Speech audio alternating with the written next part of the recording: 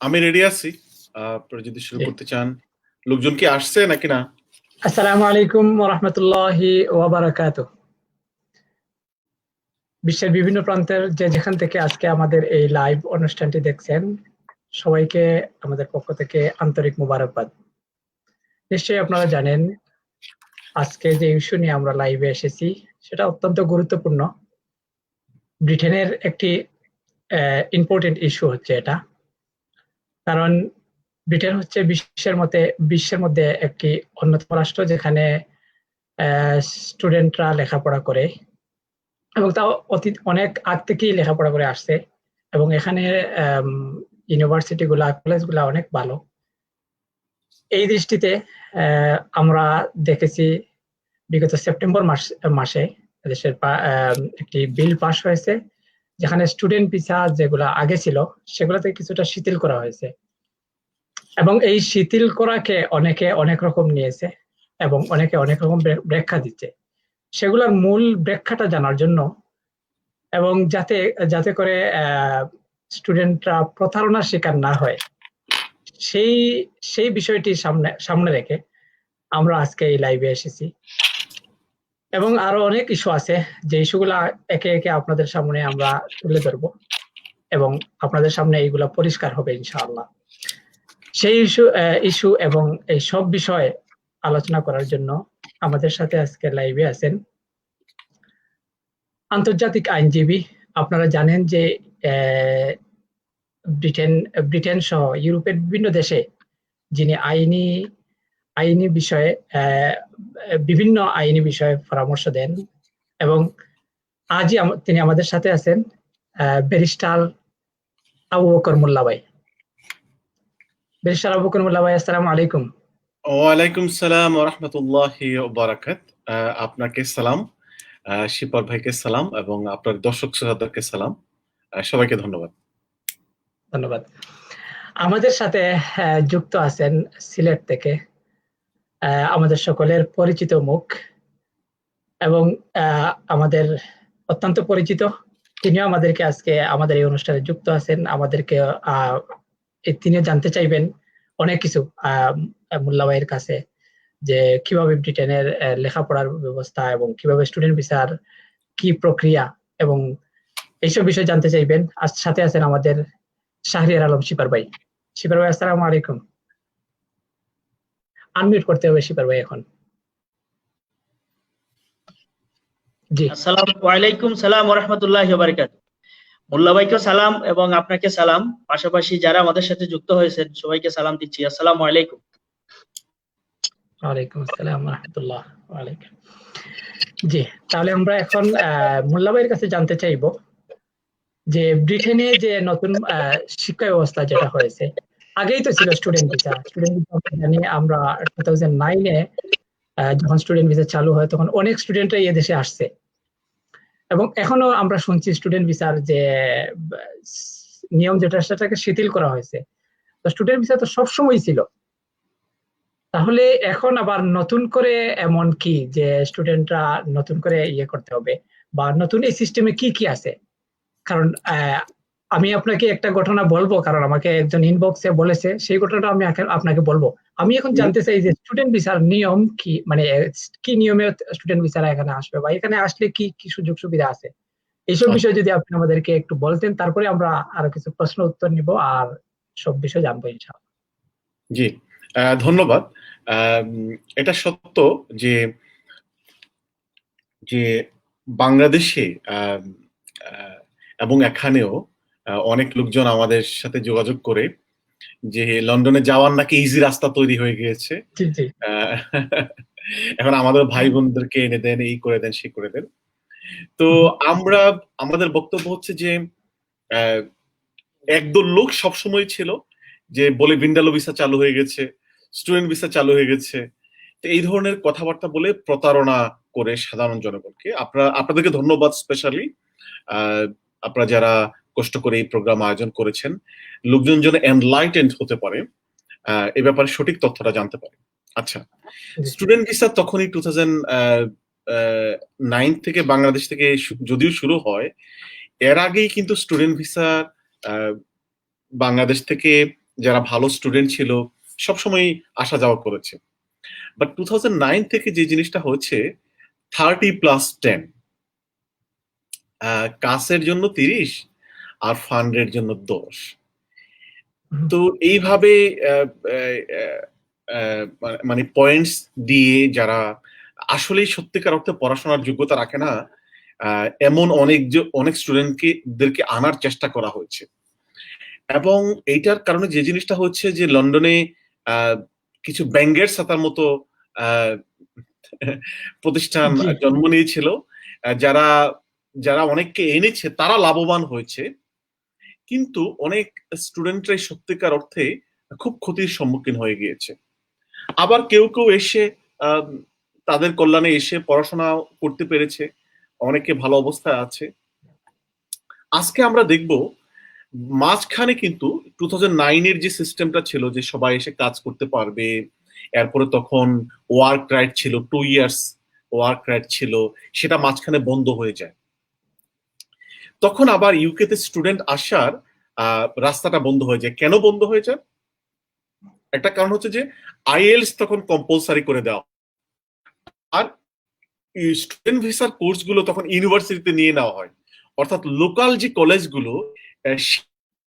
ওরা স্পন্সর করতে পারে না, তারা ইউনিভার্সিটির আন্ডারে স্পন্সর করতে হয়, আর ওয়ার্ক রাইটটা তখন চলে যায়।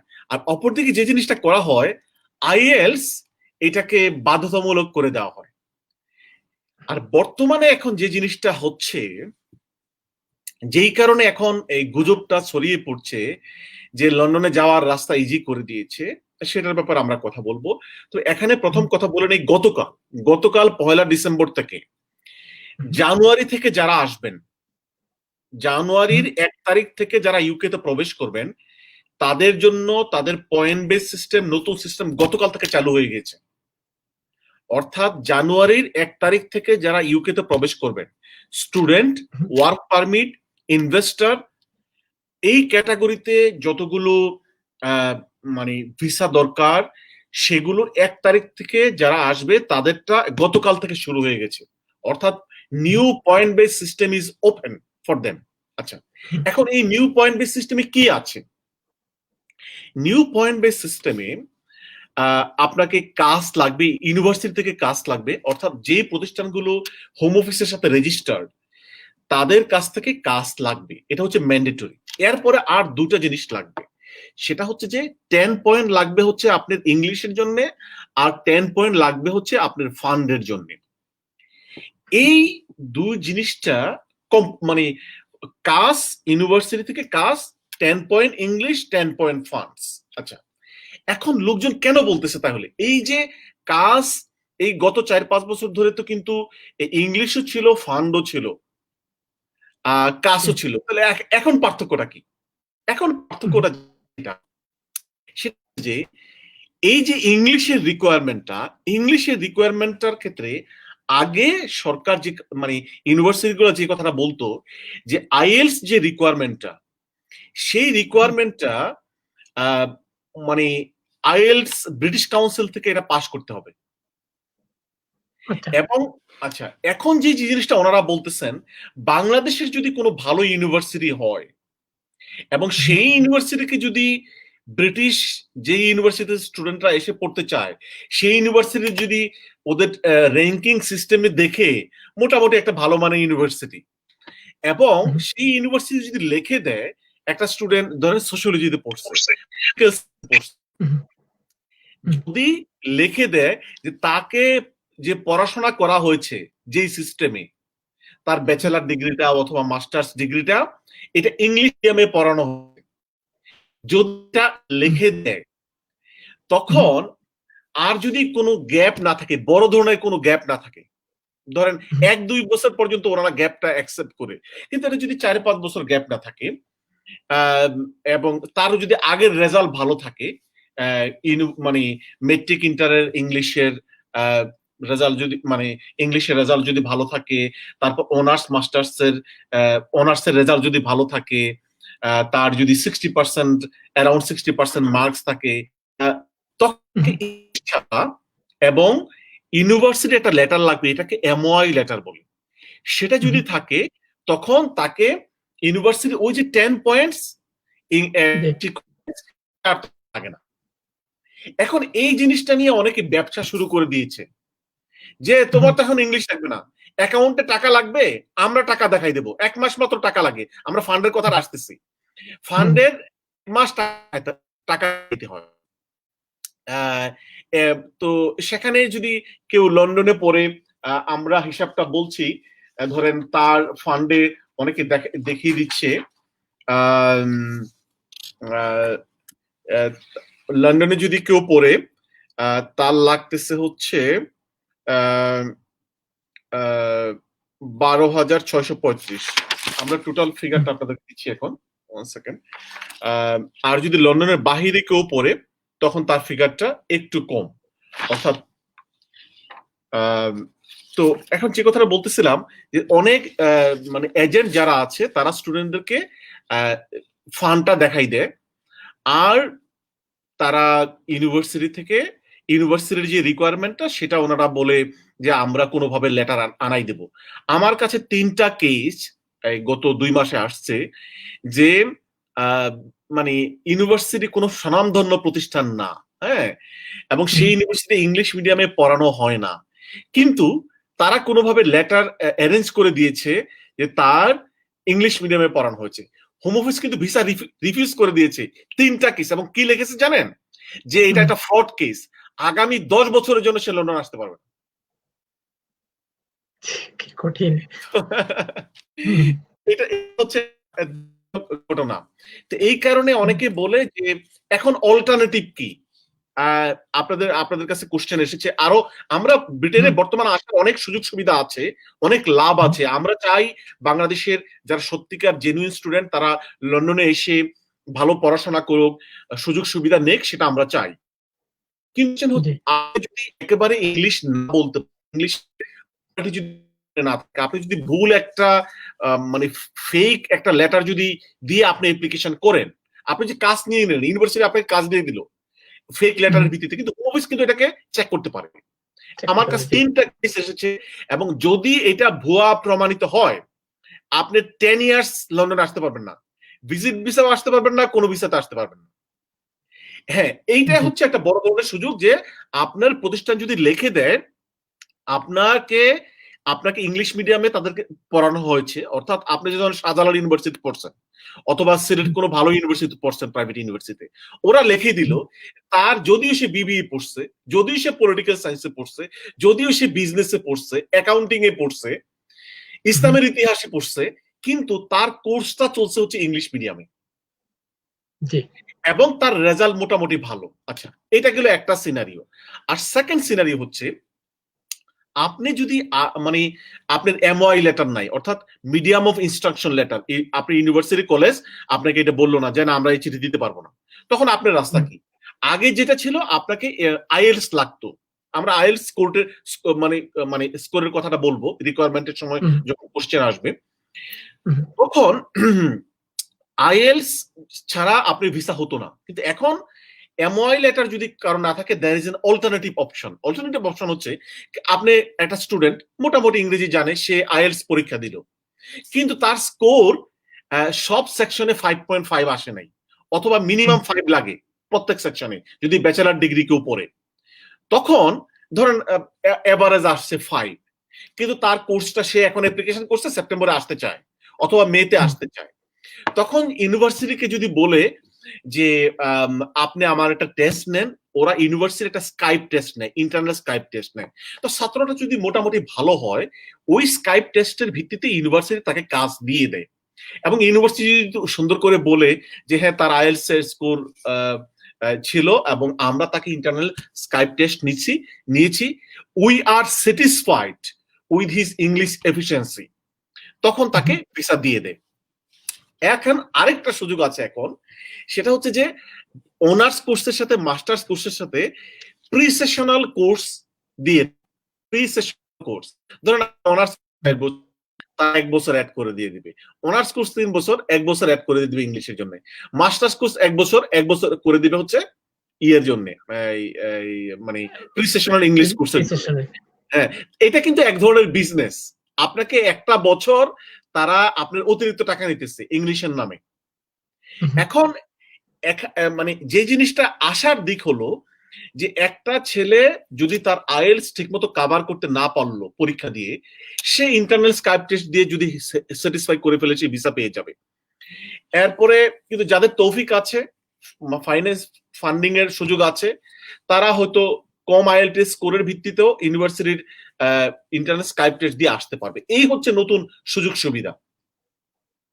আর হচ্ছে যে আগে ওয়ার্ক পারমিটটা ছিল না মানে অনেকের জন্য, কিন্তু এখন তো মানে ওয়ার্ক পারমিটটা আপনি যদি যে কোনো কোর্স করেন, আপনি অনার্স এবং মাস্টার যে কোনো কোর্স করলে আপনি 2 বছরের ওয়ার্ক রাইট পাবেন।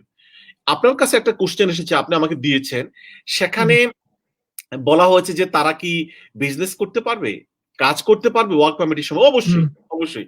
তারা ওই 2 বছর সময়কালীন তারা বিজনেস করতে পারবে, কাজ করতে পারবে, এবং ওনাদের ওয়াইফ যদি আসে, মাস্টার্সের কোর্সে যদি আসে, ওনাদের ওয়াইফরা তো অনেকে কোম্পানি করতে পারবে, যে কোনো ধরনের বিজনেস করতে পারবে, বাড়ি গাড়ি করতে পারবে। আপনার কাছে আরেকটা কোশ্চেন এসেছে যে এই যে টাইমটা, স্টুডেন্ট ভিসার টাইমটা এবং 2 বছরের যে ওয়ার্ক পারমিট, এইটা 10 ইয়ার্স লং রেসিডেন্সে কাউন্ট হবে কিনা? অবশ্যই কাউন্ট হবে। আমি মনে হয় অনেকগুলো ইস্যু একসাথে কভার করে অ্যান্সার দিয়েছি।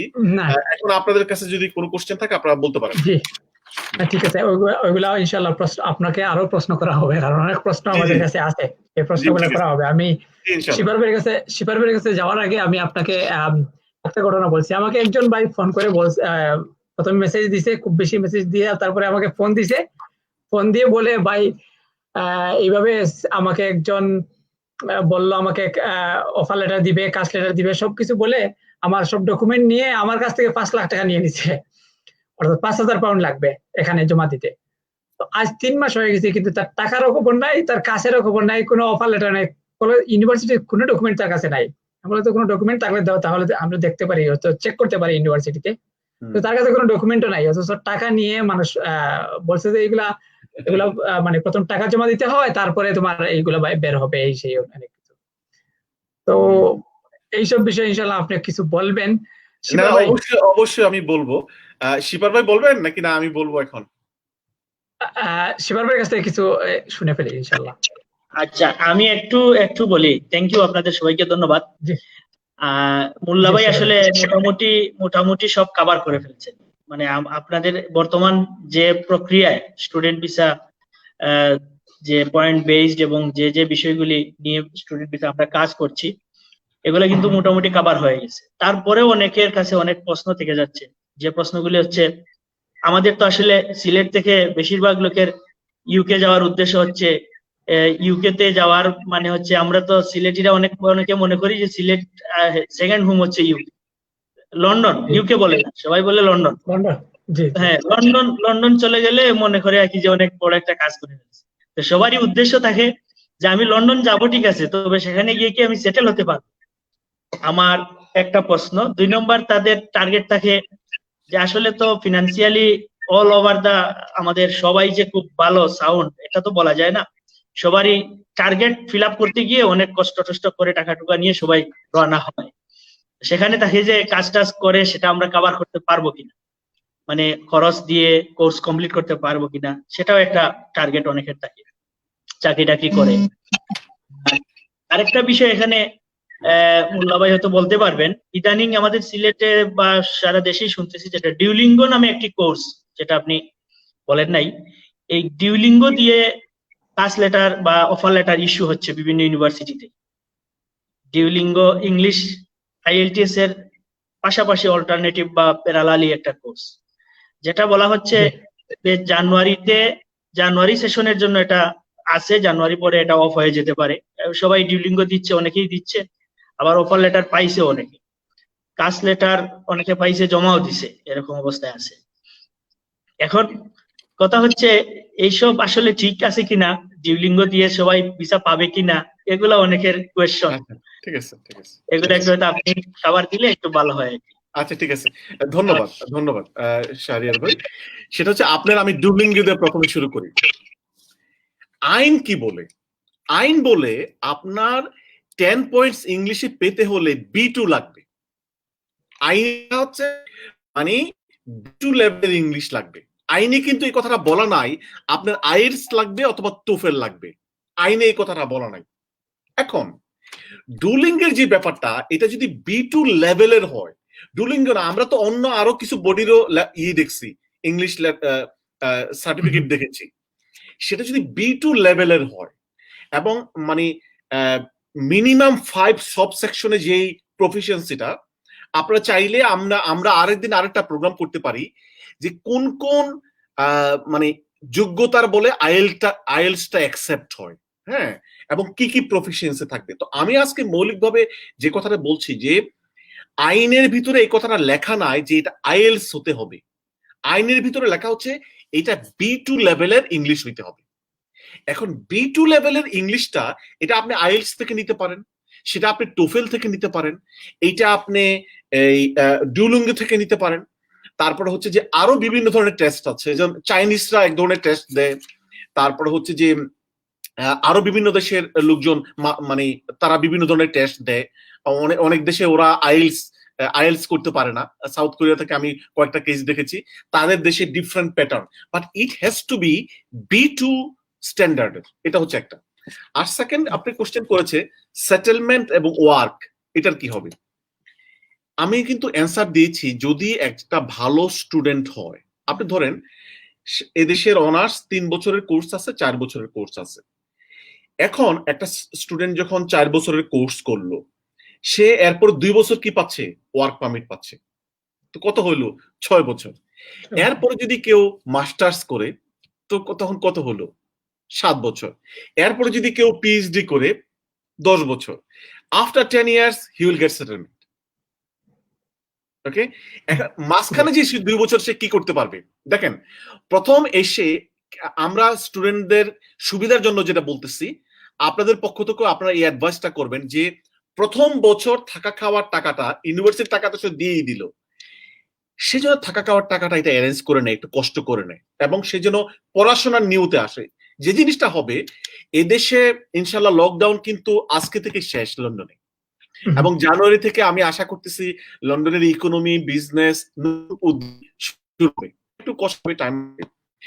সে যদি একটা কাজ পেয়ে যায়, সে কিন্তু 20 আওয়ার্স কাজ করতে পারবে, আচ্ছা, এবং তার যে যখন টার্ম থাকবে না, সে ফুল টাইম কাজ করতে পারবে। আর যদি সে মাস্টার্সে পড়ে, সে কিন্তু তার ওয়াইফ নিয়ে আসতে পারবে। অনার্স পড়লে সে তার ওয়াইফ আনতে পারবে না, মাস্টার্সে পড়লে ওয়াইফ আনতে পারবে, বাচ্চা কাচ্চা আনতে পারবে। তখন ওয়াইফ যদি কাজ করে, সে যদি কাজ করে, তখন কিন্তু তার ফুল টাকাটাই উঠে যাবে। আর কিছু টাকা যদি বাকি থাকেও, লোন যদি থাকেও, সে যে 2 বছর ওয়ার্ক পাবে, সে কিন্তু কামাই করে, মানে লোন করে সব দিয়ে তার হাতে সারপ্লাস থাকবে। তখন আপনি হিসাবটা করেন, সে প্রথম বছর যদি কেউ অনার্সে পড়ে, সে প্রথম বছর মোটামুটি টাকাটা নিয়ে আসলো, 6 মাসের টাকা খাওয়ার, এরপরে সে আস্তে আস্তে পরবর্তী বছর টিউশন ফিটার জন্য সে রেডি হইলো। এরপর কিছু টাকা তার কিন্তু লোন থেকেই যাবে, কিছু টাকা তার লোন থেকেই যাবে, কিন্তু সে এটা কভার করতে পারবে কখন, আফটার 3 ইয়ার্স 4 ইয়ার্স, সে যখন 2 ইয়ার্স ওয়ার্ক পারমিট পাবে, তখন কিন্তু সে এটা কভার করে ফেলতে পারবে, তখন কিন্তু তার কোনো রেস্ট্রিকশন নাই, এবং সে কিন্তু পাবেই।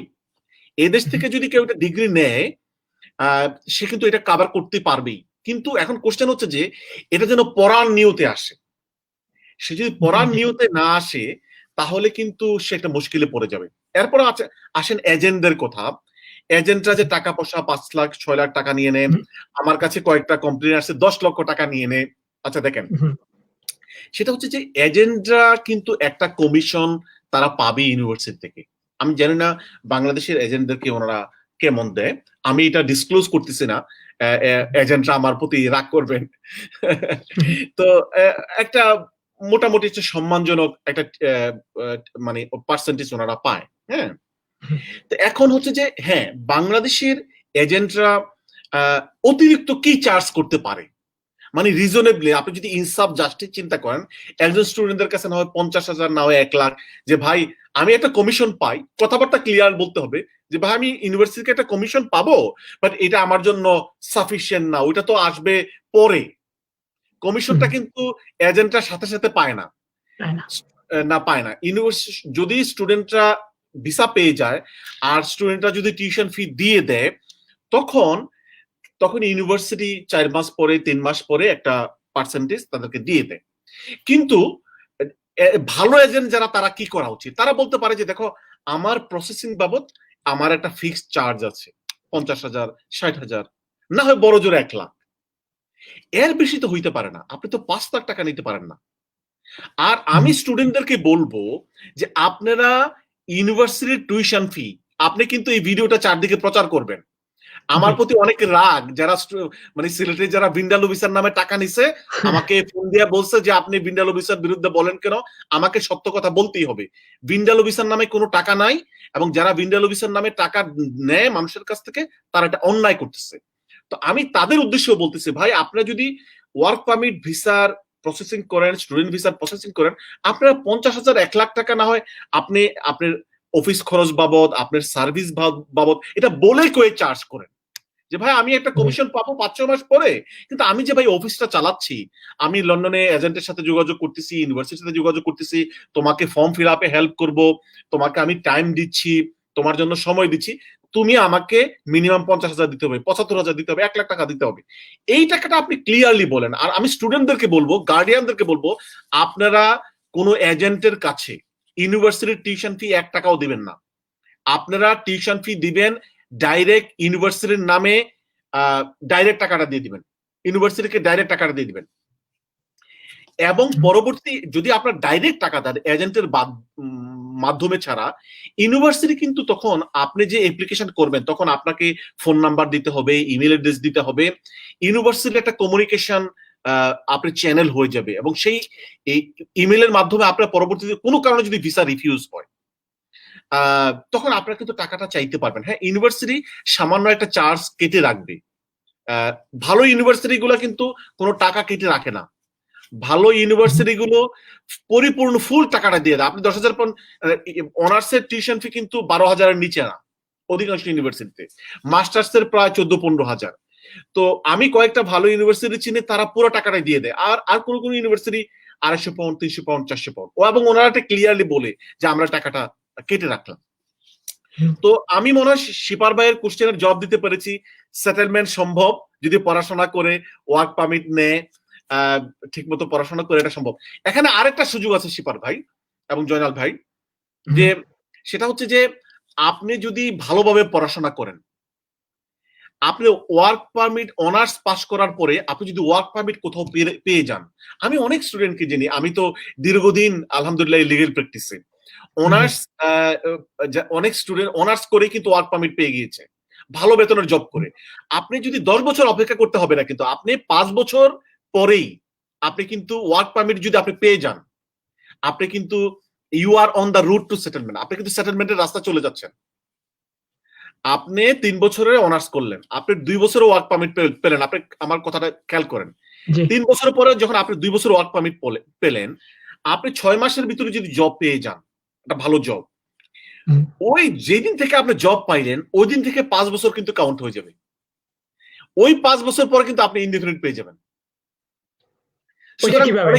হ্যাঁ, ওইটা জন্য অপেক্ষা করতে হবে না, না করতে হবে না, করতে হবে না, করতে হবে না। এই কারণে করতে হবে না, খেয়াল করেন, আপনি যদি 3 বছর আপনি অনার্স করলেন এদেশে ভালো ইউনিভার্সিটি থেকে, আপনি যদি একটা ভালো জব পাইলেন, হ্যাঁ, এটা যদি আপনি টিয়ার 2 ওয়ার্ক পারমিটের জব পেয়ে যান, নরমাল জব না, টিয়ার 2 ওয়ার্ক পারমিটের জব, 30-35,000 পাউন্ড যদি আপনি বেতনের একটা চাকরি আপনার হয়ে যায়, তখন আপনি যেদিন থেকে চাকরিটা শুরু হলো সেদিন থেকে আপনার 5 বছর কাউন্ট হবে। খেয়াল করেন, আপনার কিন্তু 10 বছর অপেক্ষা করতে হবে না। আপনি স্টুডেন্ট ভিসা ছিলেন 3 বছর, আপনি মানে ওয়ার্ক পারমিটটার 2 বছর ভিসা পেয়ে গেছেন, তো আপনি মানে আমি 3 বছর স্টুডেন্ট ভিসার পরে আপনি অ্যাপ্লিকেশন করলেন ওয়ার্ক পারমিটের হোম অফিসের কাছে, আপনি পাইলেন কয় বছর? 2 বছরের। আচ্ছা, 2 বছর, 2 বছরের যখন আপনি ওয়ার্ক পারমিটটা পেলেন, পেয়ে আপনি বিভিন্ন জায়গায় চাকরির অ্যাপ্লিকেশন করলেন, তো যেদিন থেকে আপনি চাকরিটা পেয়ে যাবেন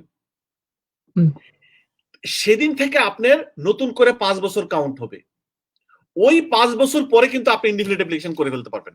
সুতরাং আপনার কিন্তু 10 বছর লাগতেছে না, আপনার কিন্তু 10 বছর লাগতেছে না।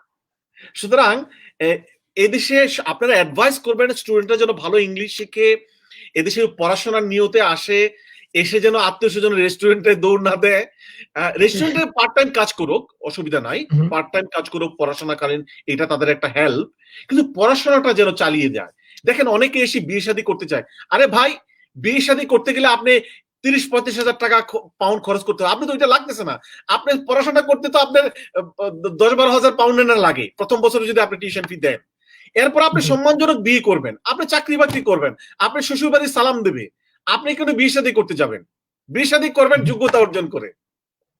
জি জি জি জি, কারণ আমাদের সিলেটের একটা ট্রেডিশন হয়ে গেছে, যেটা যেমন আমাকে আমাকে আরেকজন ভাই বলছে যে ভাই আমি লন্ডন ওখানে আসবো, ওখান থেকে কি ওইদিকে যেতে পারবো? আমি বললাম ওইদিকে বলতে কোথায়?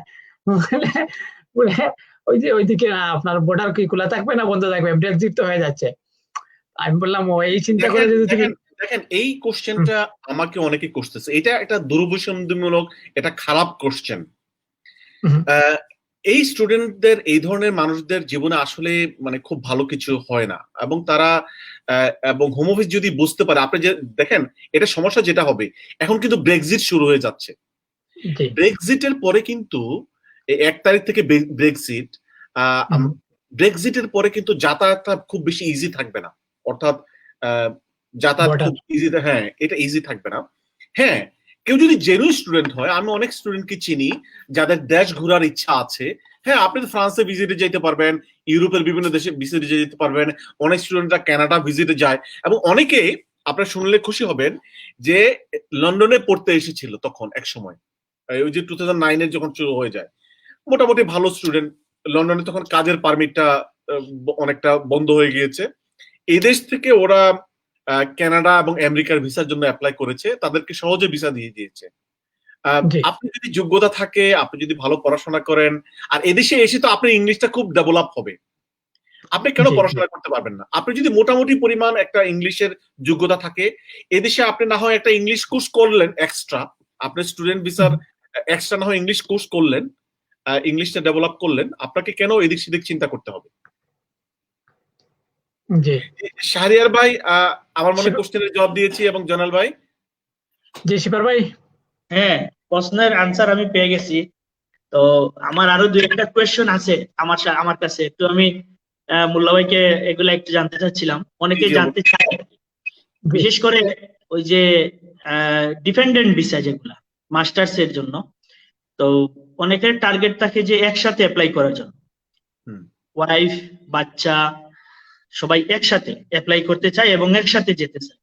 আবার অনেকেই আমাদেরকে বলে যে একসাথে না গিয়ে প্রথমে স্টুডেন্ট চলে গেলেন, যাওয়ার পর 1 মাসের মধ্যে অ্যাপ্লাই করে বাকিদের নিয়ে নিলেন, কোনটা বেটার হয়? বা আচ্ছা, আমার দৃষ্টিতে বেটার হয় কোনটা জানেন? বেটার হচ্ছে যে যদি জেনুইন স্টুডেন্ট হয়, অ্যাকাউন্টে যদি টাকা পয়সা থাকে, আপনারা একসাথে অ্যাপ্লাই করতে পারেন। বাট আমার এক্ষেত্রে সাজেশন থাকবে, ধরেন আপনি স্টুডেন্ট ভিসার জন্য অ্যাপ্লাই করছেন, এখন তো ওরা খুব বেশি টাইম নেয় না, কিন্তু আপনি খুব বেশি নেয় না, ভিসাটা পেলে সাথে সাথে ওয়াইফ এবং বাচ্চা কাচ্চার জন্য অ্যাপ্লিকেশন করে ফেললেন, আপনি কেন লন্ডন যেয়ে আবার অ্যাপ্লিকেশন করতে হবে? আপনারা কিন্তু একসাথেই যেতে পারতেছেন। আমি মনে করি রাস্তা হয়ে স্টুডেন্টরা ভিসাটা পেয়ে গেল, আপনি রেজাল্টটা পেয়ে গেছেন, আজকের ধরনের রেজাল্টটা পেয়ে গেছেন, আপনি কি করবেন? আপনার অ্যাকাউন্টে টাকাটা রাখবেন, অর্থাৎ আপনার বাচ্চা কাচ্চার জন্য আপনি টাকাটা রেডি করবেন। আপনার হিসাব বলে দিচ্ছি, আপনি হিসাবটা হচ্ছে, যদি লন্ডনে হয়, শিপার ভাই এবং জনাল ভাই লিখে রাখেন, সেটা হচ্ছে প্রতি মাসে একজন ডিপেন্ডেন্টের জন্য 845 পাউন্ড, এটা যদি লন্ডনের কোর্স হয়, 845 পাউন্ড 9 মাস দিয়ে গুণ দিবেন, 845 ইন্টু 9 মাস, এই পরিমাণ টাকাটা রাখতে হবে। আর যদি লন্ডনের বাইরে কোর্সটা হয়, সেটা 680 কে আপনারা 9 দিয়ে গুণ দিবেন, 680 ইন্টু 9। হ্যাঁ, আর যদি লন্ডনে হয় 845 ইন্টু 9। আর কোর্সের মানে আপনার অ্যাকাউন্টে টাকা লাগবে, মেইন যিনি অ্যাপ্লিকেন্ট ওনার 1265 পাউন্ড, যদি লন্ডনে কোর্স হয় 1265 ইন্টু 9। আর যদি লন্ডনের বাইরে কোর্সটা হয় 1015 ইন্টু 9, যদি লন্ডনের বাইরে হয় মেইন অ্যাপ্লিকেন্টের জন্য। আচ্ছা, তো এইটা হচ্ছে যে 28 দিন পরিমাণ টাকাটা রাখতে হবে, এটা নিজের মেইন স্টুডেন্টের জন্য হোক ডিপেন্ডেন্টের জন্য হোক, 28 দিন। কিন্তু ব্যাংক স্টেটমেন্টটা 31 দিন পুরানো হইতে পারবে না। আচ্ছা আচ্ছা আচ্ছা ব্যাংক স্টেটমেন্টটা আপনার 31 দিন পুরানো হইতে পারবেন না, এটা 28 দিন পরিমাণ রাখতে হবে। আচ্ছা এখন কোশ্চেন হলো টাকাটা কার অ্যাকাউন্টে থাকবে? এটা স্টুডেন্টের অ্যাকাউন্টে থাকতে পারে, স্টুডেন্টের বাবা মায়ের অ্যাকাউন্টে থাকতে পারে। এটা এজেন্ট, মামা, খালা, নানা ওনাদের অ্যাকাউন্টে থাকলে এটা গ্রহণযোগ্য না। এবং অনেকে এটা জয়েন্ট অ্যাপ্লিকেশন করে এজেন্টের নামে এই কাজটা আপনারা করবেন না, কারণ এইটা মানে মানে যদি এটা প্রমাণিত হয় যে এইটা জয়েন্ট, যার সাথে জয়েন্ট অ্যাপ্লিকেশনটা এইটা তার বাবা না, তার মা না, ইভেন আপন ভাইয়ের সাথে জয়েন্ট অ্যাকাউন্ট যদি হয় এবং এটা যদি বাবা মা এড না থাকে, সে জয়েন্ট অ্যাকাউন্ট অ্যাকসেপ্টেবল না। এবং আমরা একটা কেস করেছি, হোম অফিস বলেছে যে না, ভাই জয়েন্ট অ্যাকাউন্টে থাকতে পারে না, জয়েন্ট অ্যাকাউন্টে থাকতে পারে শুধু মাত্র বাবা এবং মা। তো সুতরাং এটা কিন্তু অত্যন্ত সহজ জিনিস। আপনাদের 28 দিন পরিমাণ 28 দিন টাকাটা থাকতে হবে, 31 দিন পুরানো স্টেটমেন্ট হতে পারবে না। তো যে কথা আমি বলতেছিলাম যে স্টুডেন্ট যেদিন অ্যাপ্লিকেশন করবে সেদিন সে টাকাটা রেখে দিল তার বাচ্চা কাচ্চার জন্য, তার ওয়াইফের জন্য, যে তার সিদ্ধান্তটা চলে আসলো সাথে সাথে সে ওই দিন অ্যাপ্লিকেশন করে দিল। তো অনলাইন অ্যাপ্লিকেশন করা যায়, জি। এটা হচ্ছে বেস্ট রাস্তা। জি, তো অ্যাপ্লিকেশন করলে রেজাল্ট তো 21 দিনের ভিতরে রেজাল্ট চলে আসে? হ্যাঁ চলে 21 আসবে, days হ্যাঁ তখন একসাথে চলে যাবে, একসাথে চলে যাবে। চলে যাবে। হ্যাঁ, সুন্দর সলিউশন। জি, শিবার ভাই আবার আনমিউট করতে হবে আপনি। সুন্দর, দুলা ভাই সুন্দর একটা সাজেশন দিয়েছেন। তবে এখন আমার আরেকটা, আপনার সাথে এগুলার পাশাপাশি আমি একটা কেস আপনাকে একটু শেয়ার করতে চাচ্ছিলাম, যদি আপনি অনুমতি দেন তাহলে একটু বলতে পারি। জি জি জি, আপনি অবশ্যই বলবেন, কিন্তু জয়নাল ভাই এর আগে আপনি বলেন আপনার কাছে আর কি কি কোশ্চেন আছে। জি, আমি বলছি ওগুলা, বাট শিবার ভাই ওইটাও একটা কেস আছে, উনি আচ্ছা, বলতে পারেন এটা। জি জি জি শিবার ভাই। তাহলে আমি বলি, এটা ওই যে জি জি 2019 সালে একজন স্টুডেন্ট অ্যাপ্লাই করেছিলেন আপনার স্টুডেন্ট ভিসার জন্য টায়ার 4 এ। উনি অ্যাপ্লাই করেছিলেন ধরেন 9 সেপ্টেম্বর, না 23 সেপ্টেম্বর। তারা আনসার দিয়েছিল 9 সেপ্টেম্বর, 23 আগস্ট আনসার দিয়েছে 9 সেপ্টেম্বর। ওনার অ্যাপ্লাইটা ছিল আপনার কুইক সার্ভিস যে বলে, ফার্স্ট থেকে 1 সপ্তাহের জন্য, কিন্তু ওনারা আনসার দিতে দিতে প্রায় 1 মাস সময় লাগিয়ে যায়। পরে ওনাকে রিফিউজ করে দেয়। তো স্টুডেন্টের যে 10 পয়েন্টস এর ম্যাটার ছিল, সেটা ছিল ব্যাংকের ম্যাটারটা তারা ফলো করে বলে যে আমরা numerous time to attempt your inquiry for the bank statement, অর্থাৎ ব্যাংক স্টেটমেন্টটা তারা বেশ এটা ইয়ে করার জন্য 4-5 বার মনে করেন তারা ব্যাংকে ফোন দিয়েছিল, ব্যাংক ফোন তুলে নেয়, যার ফলে তোমাকে আমরা তোমার ব্যাংক স্পন্সরকে যাচাই করতে না পারার কারণে আমরা তোমাকে 10 পয়েন্ট দিতে পারলাম না, এজন্যই ভিসা রিফিউজ করা হয়। তো রিফিউজ করার পর অ্যাডমিনিস্ট্রেটিভ রিভিউ করা হয় একদম পিরিয়ড অফ দ্য টাইমের ভিতরেই। অ্যাডমিনিস্ট্রেটিভ রিভিউ সেম রেখে দেয় যে আমরা ব্যাংকে পাই নাই, বাস একই ইয়ে। পরে এটাকে প্রি অ্যাকশন প্রটোকলে স্টুডেন্ট যান। প্রি অ্যাকশন প্রটোকল যথাসময়ের ভিতরে রিপ্লাই দেয় যে ঠিক আছে তোমার সবকিছু আমরা পেয়েছি। প্রি অ্যাকশন প্রটোকলে যে কজগুলা দেওয়া হয়, যে আপনারা প্রথমে 7 দিনের জন্য দেয়া হলো, সেখানে আপনারা লেট করছেন, 23 দিন না কয়েকদিন সময় লাগাইছেন, এটা আপনাদের একটা ইয়ে। সেকেন্ড হচ্ছে আমার স্টুডেন্টের ব্যাংকের স্টেটমেন্ট যেটা, এটা তোমাদের ইয়ের ব্যাংক, এনলিস্টেড ব্যাংক শাহজালাল ইসলামী ব্যাংক ছিল, যেহেতু এনলিস্টেড ব্যাংক এন্ড বর্তমানে এগুলা হচ্ছে অনলাইন ব্যাংকিং। তুমি যদি লোকাল ব্রাঞ্চে বা যে ব্রাঞ্চে সেখানে ফোন দিয়ে পাও নাই, ওকে সমস্যা নাই, তুমি সেন্ট্রাল ব্রাঞ্চে ফোন দিতে পারতা, ইমেল করতে পারতা, অনেক অপশন আছে, সেই অপশন গুলো অ্যাপ্লাই করতে পারতা। প্রি অ্যাকশনে এটা উল্লেখ করা হয়। তারপরে বলা হয় মূলত প্রি অ্যাকশনে এই দুইটা, আর আমি তো জেনুইন আছি আমার এটা। তখন তারা রিপ্লাই দেয় যে তোমার এগুলা পাইছি, 3 মাসের ভিতরে উইথিন 3 মান্থসের ভিতরে আমরা এটার একটা সলিউশন দেবো, যেটা লিগালি ওরা বলে। কিন্তু 3 মাসের মাথায় গিয়ে একদম এন্ডিং অফ দ্য টাইম, 2 দিন আগে না 3 দিন আগে 27শে ফেব্রুয়ারি গিয়ে তারা একটা মেল পাঠায় যে বলে আপনাকে ইন্টারভিউ দিতে হবে আগামীকাল বা পরশু। তো স্টুডেন্ট বলে ঠিক আছে ওকে ইন্টারভিউ দেবো। তো স্টুডেন্ট ইন্টারভিউ দেন, ইন্টারভিউ ভালো হয়, ইন্টারভিউ আসলে যেটা তখন দেওয়ার পরই যারা ইন্টারভিউ নিয়ে তারাই বলে যে you are good student and your understanding level is very well, একজন ডাক্তার মেইনলি, এই জন্য ইন্টারভিউটা ওনার ভালো হয়েছে। তারপরে আরো 1 মাস পরে মার্চের এপ্রিলে গিয়ে একটা মেইল পাঠায় যে আপনাকে 200 পাউন্ড আমরা কম্পেনসেশন দিচ্ছি লেট করার জন্য। ওই যে প্রথমের 7 দিনে ভিসা দেওয়ার কথা ছিল সেখানে লেট করার জন্য 200 পাউন্ড আমরা কম্পেনসেশন দিছি। কিন্তু সেখানে ওনার যে ব্যারিস্টার ছিলেন তিনি বললেন এই 200 পাউন্ড এই মুহূর্তে নেওয়া যাবে না, আমাকে আপনারা ইয়ে করেন, আপনারা একটা মেইল দেন যে আমার তো অনেক খরচ হয়ে গেছে, 200 পাউন্ড দিলে হবে না। তো স্টুডেন্ট এটাও করে। এটা করার পর তারা বলে যে না, স্টুডেন্ট বলে যে আমার তো এখানে ব্যারিস্টার ইনভলভ হয়ে গেছেন প্রি অ্যাকশনে, আমার ম্যাটার গুলো ব্যারিস্টার সাহেব বা আমাদের কনসুলেট কাউন্সিলর উনি ইয়ে করবেন, যোগাযোগ করবেন ওনার সাথে। তোমার বলে যে আপনি অথরিটি দিয়ে দেন, তো স্টুডেন্ট অথরিটি দিয়ে দিছে। দেওয়ার পর এখন পর্যন্ত এই ফাইলটার কোনো আপডেট ওরা দিচ্ছে না। সর্বশেষ গত 10 নভেম্বর স্টুডেন্ট একটা মেইল করেন যে আমাকে আপনারা যদি 7 ওয়ার্কিং ডেজ এর মধ্যে এটা শেষ না করেন তাহলে আমি হাইকোর্টে যাব, না হয় আমি ফ্রেশ অ্যাপ্লিকেশন করবো, একটা দিকে আমাকে যেতে হবে।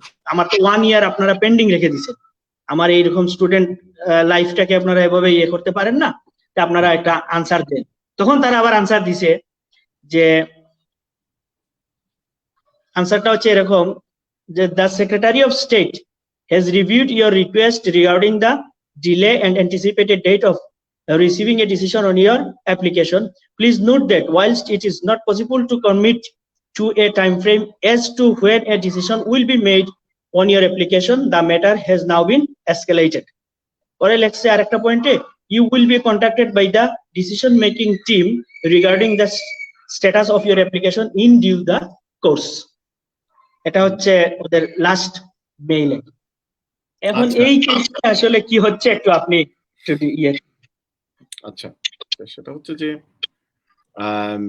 স্টুডেন্ট এখানে লোভের আশ্রয় নেওয়া ঠিক হয় নাই। লোভের আশ্রয় নেওয়া ঠিক হয় না এই কারণ ওনারা যখন 200 পাউন্ড কম্পেনসেশনের কথাটা বলছিল তখন হোম অফিস কি শুধুমাত্র কম্পেনসেশন দিবে বলছিল নাকি স্টুডেন্ট ভিসার ব্যাপারেও কিছু কথা বলছিল? সেটার ব্যাপারে কি বলছিল? না, অন্য বিষয়ে কিছু বলে নাই, শুধু বলছে লেটের জন্য আমরা 200 পাউন্ড দিচ্ছি। ওই যে সার্ভিস দিতে পারে নাই আমরা যথাসময়ে, সেটার জন্য গ্রাসচেরিয়া কি একটা ইয়ে আছে না, ওইটা থেকে 200 পাউন্ড দিচ্ছি আপনার সার্ভিস আমরা যথাসময়ে দিতে না পারার কারণে। ওই যে 7 ডেজ এর কুইক সার্ভিস। আচ্ছা, তাহলে এখন ব্যারিস্টারকে যে অথরিটি দেওয়া হলো সেই ব্যারিস্টার কি করছে? এরপরে উনি কি যোগাযোগ করে নাই? হ্যাঁ, উনিও নাকি যোগাযোগ করছে। হ্যাঁ, যোগাযোগ করার পরে ওনারা আবার মেইল, ওনার বক্তব্য হচ্ছে মেইল দিচ্ছে যে আপনার প্যান্ডামিক ইস্যু এখানে, এদিকে এটাও একটা বিষয় যে যেহেতু প্যান্ডামিক ইস্যু আমরা একটু জানাচ্ছি, বারবার তারা ওটাই বলতেছে, ফাইলটা আছে আমরা দেখতেছি, কিন্তু কোনো টাইম ফ্রেম দিচ্ছে না। হোম অফিস বলতেছে আমরা দেখতেছি নাকি ব্যারিস্টার বলতেছে? না, হোম অফিস বলতেছে, ব্যারিস্টারের বক্তব্য হচ্ছে। আচ্ছা, সেটা হচ্ছে যে দিস ইজ ট্রু যে বর্তমানে হোম অফিস ডিলে করতেছে। This is true, home office delay করতেছে। বাট আমি ব্যক্তিগতভাবে মনে করি এখানে কম্পেনসেশনের দিকে নজরটা দেওয়াটা বেশি ভালো হয় না। It is not a good decision. এটা হোম অফিসের সাথে যদি তখন এটা বলা হতো যে ঠিক আছে কম্পেনসেশন আমাদের মেইন টার্গেট না, আমাদের টার্গেট হচ্ছে যে তোমরা can you process my application, আর তোমরা এই জিনিসটা, তখন এই কথাটা যদি বলা হতো যে আমার টার্গেটটা হচ্ছে to get the remedy. What is the remedy? Remedy হচ্ছে আমি লন্ডনে স্টুডেন্ট ভিসা পড়তে যেতে চাই, তোমরা সেই সমাধানটা করো। অর্থাৎ তাদের সাথে এই ব্যারিস্টার ইনভলভ হয়ে গেছে, টাকা পয়সা কম্পেনসেশন সেদিকে নজরটা না দিয়ে লন্ডনে চলে আসবে, সেটা কম্পেনসেশনটা দিলে ভালো হইতো। তো এখন তো হচ্ছে যে এখন তো আসলেই কিন্তু প্রবলেম, অর্থাৎ প্যান্ডেমিকের কারণে আসলেই কিন্তু প্রবলেম হয়ে গিয়েছে। তো আমি মনে করি যে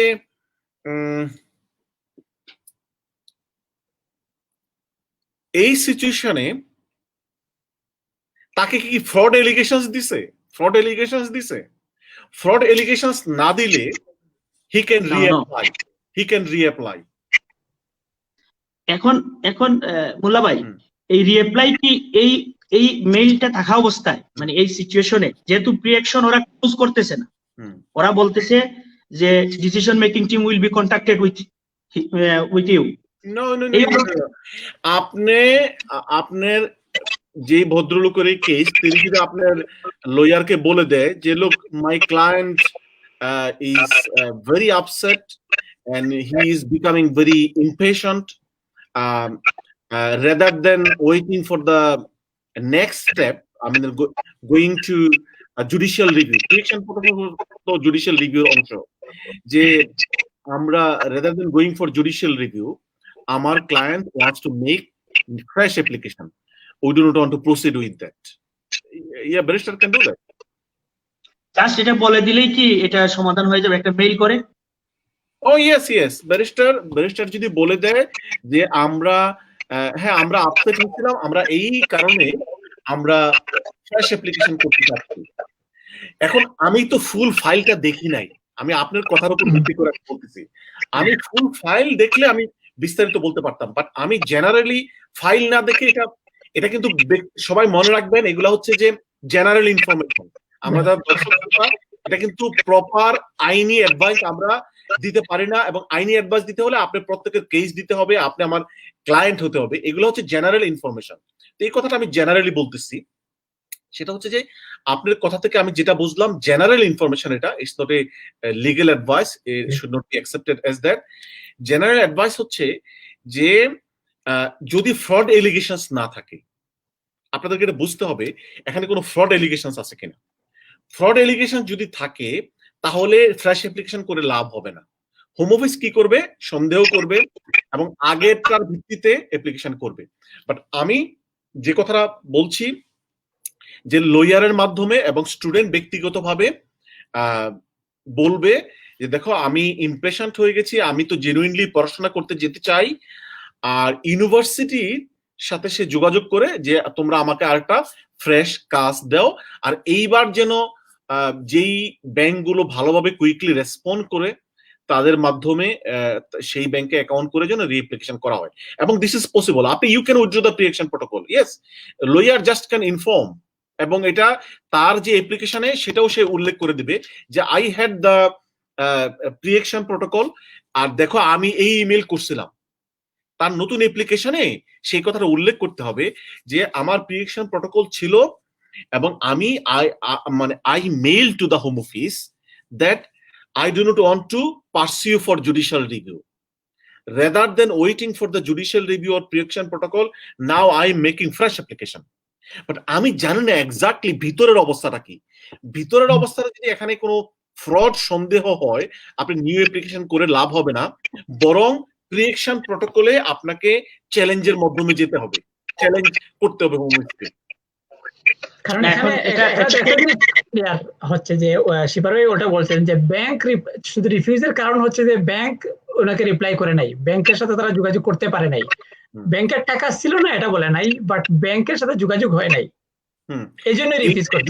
যদি এটা হয়, যদি এটাই হয়, তাহলে প্রি-অ্যাকশন প্রটোকল যে টিম, প্রি-অ্যাকশন প্রটোকল টিমে ব্যারিস্টারকে দিয়ে একটা ইমেল করাতে হবে, যদি ব্যারিস্টার তার অথরাইজ হয়ে থাকে, যে লোক আমাদের ক্লায়েন্ট এখন he wants to make the new application, এবং আমরা মনে করতেছি না যে we have to go for judicial review, you are taking long time, আমার client wants to make the fresh application. Fresh application, জি, ওকে। ফ্রড না, শুধু এটাই ছিল যে তারা ফোন দিয়ে ব্যাংকে জাস্টিফাই করতে পারে। কয়েকবার ফোন দিয়েছি, ব্যাংকে সে পায় নাই, দেখছে যে numerous time to justify your bank, but they can not receive my call, এই পর্যন্ত। এই অবস্থায় হোম অফিসকে জানিয়ে, এবং এটার প্রমাণ রাখতে হবে যে হোম অফিসের কাছে ইমেল করা হয়েছে, এই প্রমাণটা রাখতে হবে, এবং এই প্রমাণটা নিউ ফ্রেশ অ্যাপ্লিকেশনে দিয়ে ইমেইলগুলো তাহলে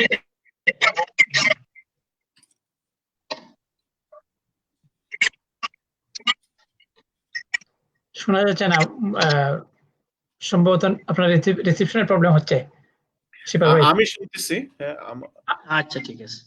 ফ্রেশ অ্যাপ্লিকেশন যদি করা হয় এই ক্ষেত্রে কি তখন আর ওই পুরাতন ইয়েটা ফ্রেশ অ্যাপ্লিকেশন, ওই হ্যাঁ, ফ্রেশ বলে? অ্যাপ্লিকেশন যদি করা হয়, যদি রিভিউয়ালটা কি কোনো না, এফেক্ট হবে? না, এফেক্ট হবে না, এফেক্ট হবে না, এভাবে উল্টো হয়ে গেল। না, এফেক্ট হবে না। এই কারণে এফেক্ট হবে না যে আপনি যদি এক্সপ্লেইন করে দেন যে দেখো আমার কোনো ফল্ট ছিল না, আমার ব্যাংক রেসপন্ড করে নাই, আর আমার হোম অফিস ওয়াজ টেকিং না, লং টাইম, আমি এই ফ্রেশ কারণে অ্যাপ্লিকেশন করলে এই যে ঘটনা চক্র এগুলা কি কোনো এফেক্টে আসবে? না, না, না, আসবে না, না না না না, আসবে না। এই কারণে আসবে না, আপনি তো জেনুইন, আপনি তো ফ্রেশ, ভিসা পাওয়ার আপনি ক্ষেত্রে করতে হবে। না, না, এটা আসবে না।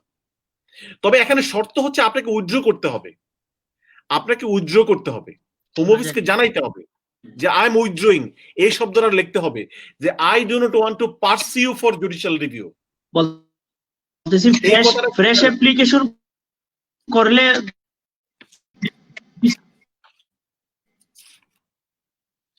ভিসা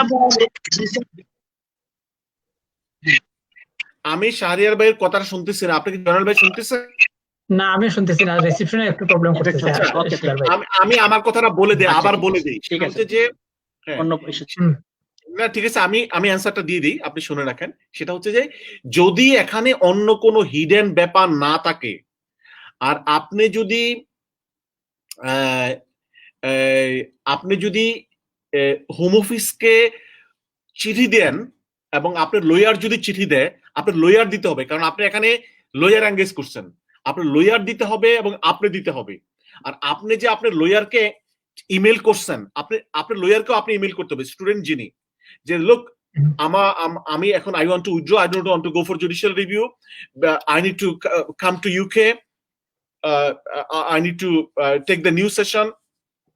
যদি এই ইমেলটা লয়ারকে করে এবং হোম অফিসকে করে এবং সেটার ভিত্তিতে এবং এটা এক্সপ্লেন করে যদি নিউ অ্যাপ্লিকেশন করে, এখানে যদি হিডেন অন্য কোনো কারণ না থাকে সন্দেহ করা, ভিসা না, আমি মনে করি যদি সুন্দর করে এক্সপ্লেন করা হয়, আর আমি যে কথাটা বললাম যে আপনি আপনার লয়ারকে ইমেল করতে হবে, লয়ার হোম অফিসকে ইমেল করতে হবে, আর আপনি ইমেল করতে হবে, তাহলে আমি মনে করি না, যদি যদি হয় তার অ্যাকাউন্টে যদি টাকা থাকে, ইংলিশ যদি থাকে, সব রিকোয়ারমেন্ট যদি ফুলফিল করা হয়, ভিসা না দেওয়ার কোনো কারণ নাই। তারা আগে ওইটার ভিত্তিতে রিফিউজ করতে পারবে না। বাট আপনাকে আমি যে কথা বলতেছি, হ্যাঁ, এটা করতে পারবে না। আপনাকে আমি যে কথা বলতেছি, আপনাদের কাছে রেকর্ড রাখতে হবে যে আপনারা ইউ হ্যাভ উইথড্রন, আপনারা মানে প্রিভিয়াস অ্যাপ্লিকেশনের প্রিএকশনটা উইথড্র করা হয়েছে। এবং আমি আপনাকে বলি, আপনার লয়ারকে বলবেন যে ওনাদের একটা প্রিএকশন প্রটোকল টিম আছে হোম অফিসের, তাদের সাথে যেন কমিউনিকেশনটা ক্লিয়ার হয় যে লোক আমার ক্লায়েন্ট প্রিএকশন প্রটোকলের জুডিশিয়াল রিভিউ সিস্টেমে আর যেতে চাচ্ছে না, ওখানে একটা ফোন নাম্বারও থাকে, ফ্যাক্স নাম্বারও থাকে, আমার ক্লায়েন্ট এখন নিউ অ্যাপ্লিকেশন করতে চাচ্ছে, as you are taking time. জি, ওকে। আরেকটা কোয়েশ্চন আছে, can anyone come to study after Dakhil exam pass? Please advise. আচ্ছা, সেটা হচ্ছে যে দাখিলে যদি আপনি আসতে পাশ করে যদি কেউ আসে, তাহলে তাকে এই দেশে মানে এই লেভেলে ভর্তি হওয়ার সুযোগ দিবে, অর্থাৎ গ্রাজুয়েশনে ভর্তি হতে পারতেছে না। আপনি যদি মিনিমাম আলেম পাশ করেন, তখন আপনি ইউনিভার্সিটির ফাউন্ডেশন প্লাস অনার্স কোর্সে ভর্তি হতে পারবেন, আপনি যদি আলেম থাকেন। আর দাখিল দিয়ে কিন্তু আপনি ইউনিভার্সিটির কোর্স ভর্তি হতে পারেন না, এটা হয় না আর কি। আপনি এই লেভেল ভর্তি হতে পারবেন। আর এই লেভেলে আলিম দিয়ে বা এইচএসসি দিয়ে আসবে, ওরা কি ওদের তো আইএলটিএস লাগবে নাকি বি1 লেভেল? আচ্ছা, হ্যাঁ, আচ্ছা দেখেন, আচ্ছা আমি আপনাকে বলি, সেটা হচ্ছে যে আইএলটিএস যদি মানে আইনে যে কথাটা হচ্ছে B2, আপনি আইএলটিএস দিতে পারেন অথবা অন্য কিছু দিতে পারেন।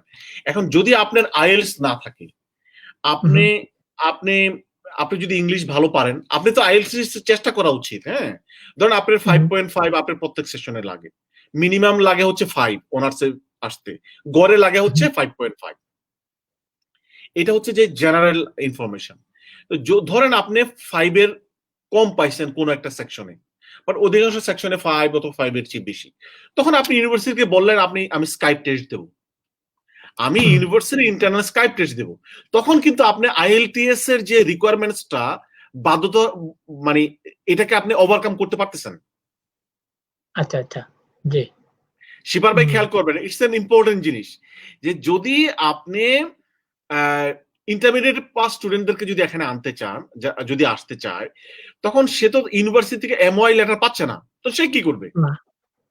তো সে আইএলটিএস এর পরীক্ষার এক্সাম দিল, সে হয়তো ফুলফিল করতে পারতেছে না, কিছু সেকশনে পাচ্ছে কিছু সেকশনে পাচ্ছে না, তখন সে ফাউন্ডেশন প্লাস অনার্স কোর্সের জন্য অ্যাপ্লিকেশন করবে, আর ইউনিভার্সিটির ইন্টারনাল স্কাইপ টেস্ট দিবে। সে যদি তার মোটামুটি ভালো ইংলিশে কথা বলতে পারে, ওই স্কাইপ টেস্টে যদি পাস করে লিখিত এবং কথা যদি মোটামুটি ভালো হয়, ইউনিভার্সিটি ওইটার ভিত্তিতে কাজ দিয়ে দিবে। ওকে, আরেকটা কোয়েশ্চেন হচ্ছে যে এই যে মানে এই স্টুডেন্ট ভিসাটা কি ইউরোপীয় ইউনিয়নে যারা আছে তারাও কি এটার অন্তর্ভুক্ত? জি, সুন্দর কোশ্চেন করেছেন। ইয়েস, জানুয়ারির 1 তারিখ থেকে ইউরোপের কোন স্টুডেন্ট যদি এই দেশে আসতে চায়, তারা সকলেই এই নতুন ভিসা সিস্টেমের মধ্যে পড়ে যাচ্ছে। জানুয়ারির 1 তারিখ থেকে ইউরোপের যে কোনো নাগরিক, স্টুডেন্ট ভিসা আসুক, নর্মাল ভিসা আসুক, তারা নতুন সিস্টেমে, বাংলাদেশের নাগরিকদের জন্য যে আইন, তাদের জন্য সেম আইন, নতুন আইনের মাধ্যমে আসতে পারবে তারা। জি জি জি, সেভাবে আসতে পারবে। আচ্ছা আচ্ছা, তাদের জন্য স্পেশাল কোনো সুযোগ নাই। সুযোগ নেই না। ওকে, তাইলে আমরা প্রোগ্রামের শেষ দিকে চলে আসছি। শিপার ভাই, শিবার ভাইকে আনমিউট করেন, দেখেন উনি কোন কোশ্চেন করবে কিনা। জি শিপার ভাই, শোনা যায়? শিপার ভাই সম্ভবত ওনার নেটওয়ার্কিং প্রবলেম হচ্ছে। আমি আবার আসলে আমি বের করে দিছি, সো আবার আসতে পারবেন। আলহামদুলিল্লাহ, আসলে সুন্দর আপনার পরামর্শগুলো আসছে, কারণ অনেকেই অনেক রকম পরামর্শ দেয়, আর বিশেষ করে স্টুডেন্টরা দেশে প্রতারিত হচ্ছে, এটা হচ্ছে সবচেয়ে খারাপ দিক, কারণ প্রতারিত হচ্ছে, ওরা আসলে সঠিক ইনফরমেশনটা জানে না, না জানার কারণে প্রতারিত হচ্ছে, স্পেশালি ওইটা। এবং তারপরে আমাকেও দিবেন, আমি শেয়ার করব। হ্যাঁ হ্যাঁ, এবং যে কোনো কোশ্চেন তারা যদি আপনাদের কাছে অথবা তরুণ প্রজন্মের কাছে আমার কাছে আসে, আমরা জবাব দেব। আমি পরিশেষে যে কথাটা বলতেছি, আপনারা এজেন্টদের কাছে আপনারা ইউনিভার্সিটি টিউশন ফি দিবেন না। সর্বশেষ হচ্ছে আমার, এজেন্টদের কাছে টিউশন ফি দিবেন না। এজেন্টদেরকে একটা সার্ভিস চার্জ তারা যদি চার্জ করে, সেটা আপনারা দিতে পারেন। আর আপনি যদি লয়ারের মাধ্যমে অ্যাপ্লিকেশন করেন, সেটাও আপনারা করতে পারেন, কিন্তু টিউশন ফিটা ডাইরেক্টলি ইউনিভার্সিটিতে দিবেন, অথবা আপনার কোনো আত্মীয় যদি লন্ডনে থাকে, সে দিল, তার অ্যাকাউন্ট থেকে ট্রান্সফার করে দিয়ে দিল। তো এটাই হচ্ছে আমার সর্বশেষ কথা। আর হচ্ছে সর্বশেষ আরেকটা কথা বলতেছি স্টুডেন্টদের উদ্দেশ্যে, আপনারা ভয় পাবেন না। যার যতটুকু এবিলিটি আছে, এই এবিলিটি নিয়ে মোটামুটি দিয়ে দেন, অথবা ডুলিঙ্গো পরীক্ষাটা দিয়ে দেন, অথবা বাংলাদেশে আরো দুই একটা বডি আছে, আপনার পরীক্ষা করে দেন। 1 মাস প্রিপারেশন নিয়ে পরীক্ষা দিলেন, তাহলে আপনার আরেক মাস আবার দেন, আর না হয় আরেক মাস পরে দেন। এরপরে আপনাদের তো টাইম আছে, ধরেন এটা তো হচ্ছে ডিসেম্বর, হ্যাঁ, আপনি যদি সেপ্টেম্বর মাস সেশনটা যদি ধরতে চান, তাহলে কিন্তু আপনার মে মাস পর্যন্ত সময় আছে। কিন্তু এই মে মাস পর্যন্ত আপনার প্রিপারেশন নিয়ে পরীক্ষা দেন। এরপরে মোটামুটি আপনি যদি কনফিডেন্স লেভেল ডেভেলপ করে আপনি ইউনিভার্সিটিতে একটা স্কাইপ টেস্ট দিয়ে দেন। আর আমি বলবো যে স্টুডেন্টদের আত্মীয় স্বজনদেরকে আপনারা হেল্প করবেন প্রপারলি। আপনারা টিউশন ফিটা ইউনিভার্সিটি থেকে ডাইরেক্ট দেওয়ার চেষ্টা করবেন। জি জি জি জি, শিপার ভাই আনমিউট করতে। জি হ্যাঁ, আনমিউট করছি। না, মোল্লা ভাই তো আসলে অনেক জিনিস অনেক সুন্দরভাবে বুঝাইছেন, আলহামদুলিল্লাহ ভালো। এখন ওই যে মেইনলি আরো কিছু বিষয় স্টুডেন্টদের প্লাস আমাদের এখানে কিছু রিউমার আছে। একটা বিষয় ক্লিয়ার না, অনেকেই বলে যে জানুয়ারি সেশন মানে অ্যাপ্লিকেশন করার টাইম শেষ হয়ে গেছে হুম। জানুয়ারি সেশনের জন্য। আবার অনেকেই দেখতেছি অফার লেটার ইস্যু হচ্ছে। হুম। তো ইউকে তে স্টুডেন্ট ভিসা অ্যাপ্লাই এর জন্য কি আসলে ওই অন্যান্য দেশের মতো তো একদম ম্যান্ডেটরি কোনো ফিক্সড টাইম নাই, যে টাইম আছে কিনা যে কোনো সেশনের? এটাই। আচ্ছা আচ্ছা না, সেটা হচ্ছে যে এইটা ইউনিভার্সিটির উপর ডিপেন্ড করে। হ্যাঁ, ইউনিভার্সিটির উপর ডিপেন্ড করে। যদি ক্লাস শুরু হয় ধরেন জানুয়ারির 20 থেকে, তো আপনি অ্যাপ্লিকেশনটা মিনিমাম 1 মাস আগে যদি আপনি অফার লেটার পান, তাহলে আপনি 28 দিনের মধ্যে ধরেন আপনি ডিসিশনটা পেয়ে গেলেন। আমি মনে করি অনেক ইউনিভার্সিটি এখনো অফার লেটার দিতে পারে, এটা সুযোগ আছে। অর্থাৎ ডিসেম্বর মাস পর্যন্ত অফার লেটার দেওয়ার সুযোগ আছে। বাট আপনার এটা মানে এটা সব ইউনিভার্সিটি কিন্তু করবে না, সব ইউনিভার্সিটি করবে না। অধিকাংশ ইউনিভার্সিটি কিন্তু তাদের নভেম্বরের ভিতরে তাদের অফার লেটার দেওয়ার টাইম ওনারা শেষ করে ফেলে দিয়েছে। নভেম্বরের ভিতরে অফার লেটার টাইম দেওয়া শেষ করে দিয়েছে। অল্প কিছু ইউনিভার্সিটি ডিসেম্বরের মাঝামাঝি পর্যন্ত 10, 12 অথবা 15 তারিখ পর্যন্ত ওনারা অফার লেটার দিবে। কিন্তু আপনারা এটা মনে রাখবেন যে ডিসেম্বরের 15 তারিখের পরে কিন্তু 15 থেকে জানুয়ারির 4-5 তারিখ পর্যন্ত অধিকাংশ ইউনিভার্সিটি বন্ধ, এখানে স্টাফরা থাকবে না। সুতরাং এটা কিন্তু একটা বিপদে পড়ে যাবে স্টুডেন্টরা এবং আপনারা। অর্থাৎ আপনারা স্টুডেন্টদেরকে বলেন কোন কোন ইউনিভার্সিটি কিন্তু মেয়ের কোর্স আছে, তারা মেয়ের কোর্সে আসতে পারবে, তার সেপ্টেম্বরের কোর্সে আসতে পারবে। কিন্তু এখন তাড়াহুড়া করে যদি আসতে চায় তাহলে তাকে ডিসেম্বরের, আমি বলবো যদি তারিখ অফার পায়, আপনারা স্টুডেন্টদেরকে বলবো, গার্ডিয়ানদেরকে বলবো, আপনাদেরকে বলবো আপনারা এই মানে দায়িত্বটা আপনারা নেবেন না, এতে স্টুডেন্টদের ক্ষতি হবে এবং আপনারা ঝামেলায় পড়বেন। কারণ ইউনিভার্সিটি তখন রেসপন্স করবে না, কিন্তু তাদের স্টাফ নাই। তারা জানুয়ারির 13-14 তারিখের পর থেকে স্টাফরা চলে যাবে। তো আপনাদের একটা ইনকোয়ারি হইলো, সেটা তারা কে জব দিবে, কি জব দিবে? ইউনিভার্সিটি তো বন্ধ। জি, কারণ এই সময় তো আবার ইয়ার বন্ধ হয়ে যায়। ক্রিসমাসের বন্ধ, এদেশে কিন্তু ক্রিসমাসের বন্ধ 13-14 তারিখ থেকে শুরু হয়ে যায় এবং জানুয়ারির 3-4 তারিখ পর্যন্ত। জি জি শিপার ভাই।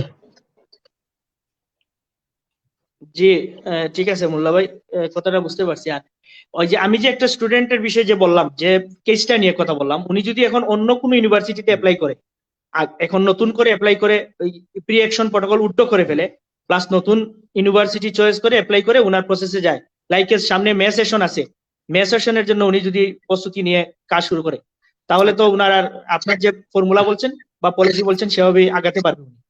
এখানে আমার একটা কথা আছে, সেটা হচ্ছে যে সেই যেই কোর্সে ছিল জি জি সেই কোর্সটা যেন সেম থাকে।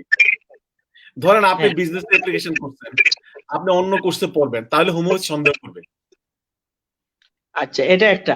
আবার যে ইউনিভার্সিটিতে ছিল সেই ইউনিভার্সিটিতে মেতে সেশন নাই, এখন তো সে অন্য ইউনিভার্সিটি থেকে অ্যাপ্লাই করতে পারবে। হ্যাঁ, এটা পারবে। বাট আমার সাজেশন থাকবে আর কোর্স যেন সেম থাকে। হ্যাঁ, সাবজেক্ট সেম থাকবে। আচ্ছা ঠিক আছে, থ্যাংক ইউ। জি জি ইনশাআল্লাহ। আলহামদুলিল্লাহ, আসলে সুন্দর প্রোগ্রাম হয়েছে এবং ধন্যবাদ মোল্লা ভাইকে, আপনাকে ভাইকে। হ্যাঁ, আর আমি দর্শকদেরকেও বলি, কারণ আপনারা এই ভিডিওগুলো শেয়ার করবেন যাতে করে অন্য ভাইয়েরা মানে প্রতারিত না হয়, সঠিক ইনফরমেশনটা পায়। আর আপনাদের যদি কোনো প্রশ্ন থাকে তাহলে আমাদেরকে কমেন্ট করতে পারেন, আমরা লাইভের পরেও এই প্রশ্নগুলোর আনসার দিব ইনশাআল্লাহ। ঠিক আছে মোল্লা ভাই? জি ঠিক আছে, আমাদের বলছি। মোল্লা ভাই আসসালামু আলাইকুম, জেনারেল ভাই আসসালামু আলাইকুম। ভালো থাকেন। জি আসসালামু আলাইকুম শিপার ভাই। তাহলে মোল্লা ভাই এ পর্যন্ত ভালো থাকেন। জি ধন্যবাদ আপনাকে। আপনি ভিডিওটা আপনি শেয়ার করেন, আমাকেও দিয়ে দিন। ওকে, থ্যাংক ইউ। ইনশাআল্লাহ। ওকে, আসসালামু আলাইকুম ওয়া রাহমাতুল্লাহ। ওয়া আলাইকুম আসসালাম।